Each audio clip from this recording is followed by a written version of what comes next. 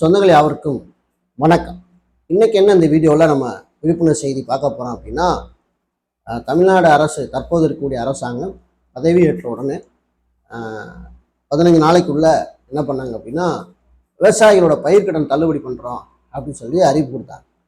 அதுக்கப்புறம் பார்த்தீங்கன்னா அதில் சர்ச்சைகள் நிறைய இருந்துச்சு. அப்புறம் மறுபடியும் 2ஆம் முறை அதை திருத்தம் செய்து மறுபடியும் அதை வெளியிட்டாங்க. அதுக்கப்புறம் அதுலேயும் இன்னும் கொஞ்சம் பிரச்சனைகள் ஓடிக்கிட்டு இருக்கு அப்படின்னு சொன்னதுனால தற்போது சட்டமன்ற கூட்டத்தோட நடந்துட்டு இருக்கிறதுல முதலமைச்சர் ஜோசப் விஜய் விதி 110 கீழே 3வது முறையாக இந்த பயிர்க்கடன் தள்ளுபடி சம்பந்தமாக அறிவிச்சிருக்கிறார். கூட்டுறவு வங்கிகளில் வேளாண்மை சங்கங்களில் கடன் பெற்ற விவசாயிகளுக்கு இந்த அறிவிப்பு கண்டிப்பாக பயனுள்ளதாக இருக்கும் அப்படின்னு நினைக்கிறேன். ஏற்கனவே நிறைய விவசாயிகள் இந்த 2ஆம் கட்ட அறிவிப்பு வந்ததுக்கப்புறம் அது தொடர்பாக கூட்டுறவு வங்கிகளில் கேட்ட ஆவணங்கள் எல்லாம் கொண்டு கொடுக்குற ஒரு சூழ்நிலை இருந்துச்சு. தற்போது 3ஆம் முறை இதை இந்த மாதிரி திருத்தம் செய்து அறிவிச்சிருக்கிறாங்க. ஸோ இதில் என்ன சொல்லியிருக்காங்க அப்படிங்கிறத நம்ம பேச வேண்டியிருக்கு.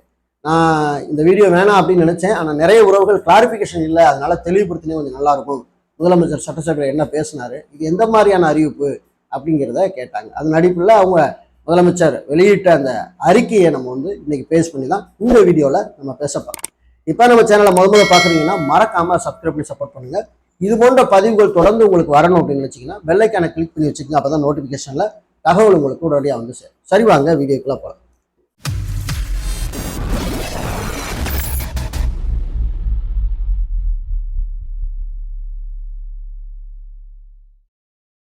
செய்தி என்னைக்கு வெளியிட்டது அப்படின்னு பார்த்தீங்கன்னா 17/8/2026 வெளியிடப்பட்டது. மாண்புமிகு முதலமைச்சர் திரு ஜோசப் விஜய் அவர்கள் 17/8/2026 தமிழ்நாடு சட்டமன்ற பேரவையில் விதி 110 கீழ் விவசாய பெருமக்களின் நலனிற்காக கூட்டுறவு வங்கிகளின் மூலம் விவசாயிகளுக்கு வழங்கப்பட்ட பயிர்க்கடனுக்கு கூடுதல் தள்ளுபடி அறிவித்திருக்கிறார். மாண்புமிகு பேரவைத் தலைவர் அவர்களே, தமிழக மக்கள் நம் உயிர் என்றால் தமிழக விவசாயிகள் நம் உயிர் நாடி. உலகில் ஜாதி, மதம், இனம், மொழி என அனைத்து வேறுபாடுகளுக்கும் அப்பாற்பட்டு நடைபெறும் தொழில் என்றால் அது விவசாயம் தொழில் மட்டும்தான். உலகின் ஒரு மூலையில் உற்பத்தி செய்யப்படும் விவசாய பொருட்கள் உலகின் மற்றொரு மூலையில் உள்ள மக்களின் உணவு தேவையை பூர்த்தி செய்கிறது. எந்த நாடு உழவு தொழிலை மதித்து விவசாயிகளுக்கு உரிய பாதுகாப்பையும் ஆதரவையும் வழங்குகிறதோ அந்த நாட்டில் மக்கள் வளமாகவும் மகிழ்ச்சியாகவும் வாழ முடியும். தமிழக வெற்றிக்கழக அரசு பல்வேறு நிதி நெருக்கடியின் மத்தியில் ஆட்சி பொறுப்பேற்றதும் பதவியேற்ற 15 நாட்களுக்குள்ள விவசாயிகளின் கடன் சுமையை குறைக்க கடந்த 25/5/2000 அன்று குறு, சிறு மற்றும் இதர விவசாயிகள் பெற்றிருந்த பயிர்க்கடன்களில் 50,000 ரூபாய் வரையிலான கடன்கள் முழுமையாக தள்ளுபடி செய்ய ஆணை பிறப்பிக்கப்பட்டது.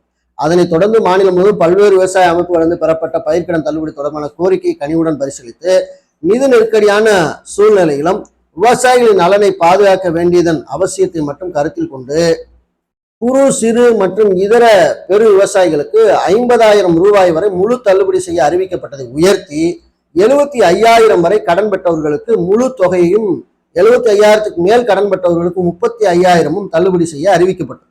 அதன் மூலம் 14.44 லட்சம் விவசாயிகளுக்கு ரூபாய், அதாவது 5,932.23 கோடி அளவிலான கூட்டுறவு பயிர்க்கடன் தள்ளுபடி செய்து 19/6/2026 அன்று ஆணை வெளியிடப்பட்டது. இதுல 31/7/2026 வரை ரூபாய் 5,267 கோடி விடுவிக்கப்பட்டு 13.34 லட்சம் விவசாயிகள் கணக்கில் வரவு வைக்கப்பட்டுள்ளது.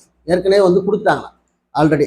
இந்த சூழ்நிலையில மாநிலம் முழுவதும் விவசாய சங்க அமைப்புகளின் பிரதிநிதிகள் பயிர்க்கடன் தள்ளுபடி அதிகரிக்க வேண்டும் என்ற கோரிக்கையை முன்வைத்துக் கொண்டிருந்தனர். இதனைத் தொடர்ந்து 7/8/2026 அன்று விவசாய சங்கங்களின் பிரதிநிதிகள் மாண்புமிகு மூத்த அமைச்சர் மற்றும் துறை செயலாளருடன் நடைபெற்ற ஆலோசனை கூட்டத்தில் அவர்கள் கோரிக்கை விரிவாக பரிசீலிக்கப்பட்டது. கடந்த காலங்களில் பயிர்க்கடன் தள்ளுபடி செய்யப்பட்டாலும் அரசால் கூட்டுறவு வங்கியில் செலுத்தப்பட்ட தொகை 4 முதல் 5 ஆண்டு கால இடைவெளி செலுத்தப்பட்டு வந்துள்ளது. 2021ஆம் ஆண்டில் பயிர்க்கடன் தள்ளுபடி செய்யப்பட்ட தொகை 2021 முதல் 26 வரையிலான காலத்தில் அரசால் 12 தவணைகளாக கூட்டுறவு வங்கிகளுக்கு செலுத்தப்பட்டிருக்கிறது. ஆனால் இந்த கால அவகாசம் நமது அரசுக்கு தற்போது இல்லை. இந்திய ரிசர்வ் வங்கி 28/11/2025 தேதியிட்ட கடிதத்துல அரசு கடன் தள்ளுபடி திட்டங்களுக்கான செயல்பட்டு நடைமுறைகளின்படி பயிர்க்கடன் தள்ளுபடிக்கான முழு தொகையும் அரசானது 45 முதல் 60 நாட்களுக்குள்ள கூட்டுறவு வங்கிகளுக்கு முழுமையாக செலுத்த வேண்டும் என்ற வழிமுறை நடைமுறையில் வந்துள்ளது. இந்த வழிகாட்டுதலின்படியும் தமிழ்நாடு அரசின் நிதிநிலை மற்றும் நிதி ஆதாரங்கள் ஆகியவற்றை கருத்தில் கொண்டு இந்த இக்கட்டான சூழ்நிலையில் கூட்டுறவு வங்கி மூலம் வழங்கப்பட்ட